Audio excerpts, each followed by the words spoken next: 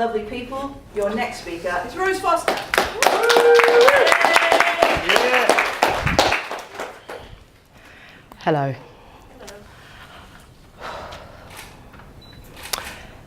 Domestic abuse is not always physical.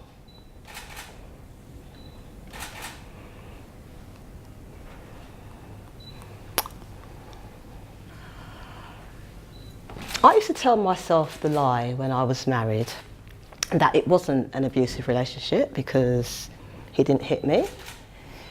So it definitely in my mind, it was not an abusive relationship. But,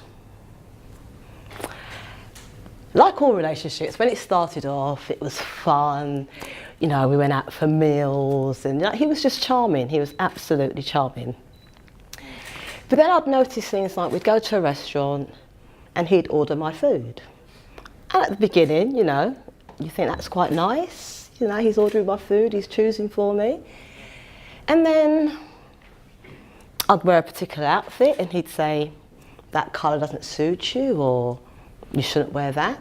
And again, I just assumed it's because he cared, he loved me, so I let it go. So we courted and it was fun. And there were along the way, there were little, what I'm calling the red flags. Now, when he was starting to choose my food, say about my hairstyles, the clothes I'm wearing, these were all red flags that the relationship was probably not going the right way, and that perhaps this could be a controlling relationship. We argued, like all couples argue, but I noticed that there was never resolution in the arguments. It never came to a point where you thought, he's heard me, I've been understood. And then he would just not talk to me for a couple of days. With hindsight, yet another red flag. But he was Jekyll and Hyde, because for a lot of the time it was a lovely relationship. So I tended to keep overlooking the other side.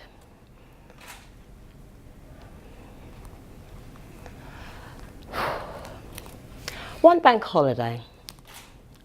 It was a bank holiday, and I remember the Monday morning waking up bank holiday, we had another argument, and I thought, right, he's going to sleep downstairs on the sofa, it's okay, this is what he does, we'll be fine in a couple of days. So I went upstairs to bed, he slept downstairs on the settee. So that was fine, you know, I just didn't think much of it, I just thought it's another argument, it'd be fine.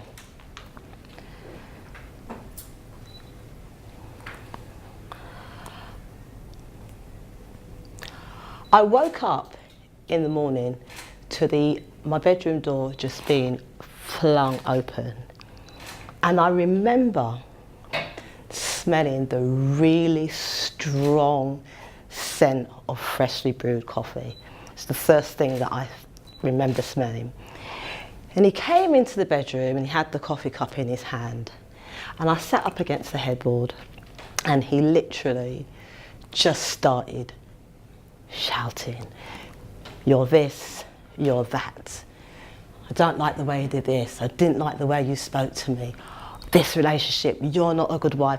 And I remember just sitting and listening to all that venom just spew out of somebody that I was actually married to, like just thinking, because you know, like if words, this is what I'm saying, physical abuse is physical and people understand that. But the words were very, very hurtful. It's like a physical blow, those words. And I remember just focusing on the smell of the coffee, and he went on and on. And it's almost like to center myself, he was talking so quickly. And I remember just looking at him, and the stuff that was coming out. And he was speaking so quickly that there was this little bit of spit just running down his chin, but he was just in full flow, so he couldn't even take the time to wipe that away. And I remember sitting on my bed and just focusing on it just dripping down his chin.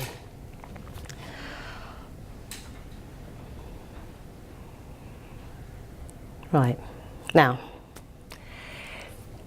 the reason that I'm passionate about this is because, you know, when I met my ex-husband, I used to go out with my friends, I used to go like out for eat, used to go to, like for drinks and, you know, just normal social things. But as the relationship continued, I found that I was spending less time with my friends. Wasn't going out as much, stopped playing music. I used to love ABBA, I used to love music, and I just stopped playing music, and I became more and more sucked into this relationship, which was always what he wanted to do and where he wanted to go. And then I got to the stage where, for a quiet life, I just go with the flow. My coaching that I offer to women, not necessarily women, but women and men, is in an abusive, especially a verbally and emotionally abusive relationship, you lose yourself. You lose your confidence. You start second guessing yourself. I got to the stage where I actually didn't know whether or not I wanted to eat fish or chicken. I almost like got to a restaurant and looked to him as to what I should be eating. The service that I'm offering, it might not be any of you here, but you might know somebody. And the thing about if you know a family member or a friend, there are no physical signs. You'll just notice subtle things, like you might ask your friend to go out for a drink and they keep saying no. Or they used to wear a certain style of dress and they stop wearing that dress. It's just for everybody to be aware that verbal and psychological abuse cannot be seen. Because one of my challenges was I kept thinking, this is my fault. So there is a bit of embarrassment. You're like, but I'm doing everything that I could possibly do, and it still continues. So you don't tell anybody because you don't really know. So what I'm offering is a service or a coaching service for somebody. Come and speak to me. I've been there. I understand the signs. I understand how it feels to be in a relationship and feel that you're constantly walking on eggshells. When I coach people, I help people to get back their self-confidence, get back their self-esteem, get back their belief in themselves. Because if that goes, it's such a slow process. So when that goes, you need someone to come alongside you and to bring you back to yourself. So that's what I offer. The journey back to health for me, because emotional abuse is very, very taxing on your mind. So you have to spend a lot of time with self-care. So I encourage self-care. I teach people how to do self-care. Things that I did, I started to play music again and have long baths, and I started exercising, and I took a great deal of time with what I was eating, because nutrition is really important. The challenge is you could have somebody in your family or friend who's going through this and you won't know. You have to start seeing the red flags. You have to know who that person was before they met that person, because the changes. Because when I speak to my friends now, they say, actually, Rose, you did start to become a little bit more quiet, or you would say something and just turn. It's very, very subtle. So my website is called Rose in Bloom, and it isn't something that I know a lot of people rush at because no one wants to admit it's happening.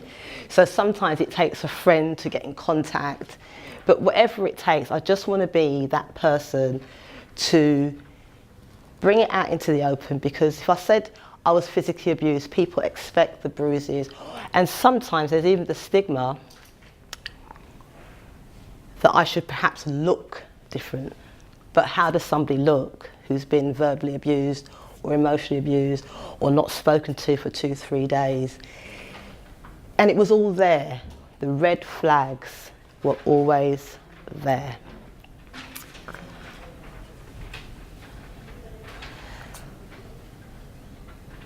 So I'm going to end now. I'm going to end with this quote by Maya Angelou, and it says, "When somebody shows you who they are, believe them the very first time." Thank you.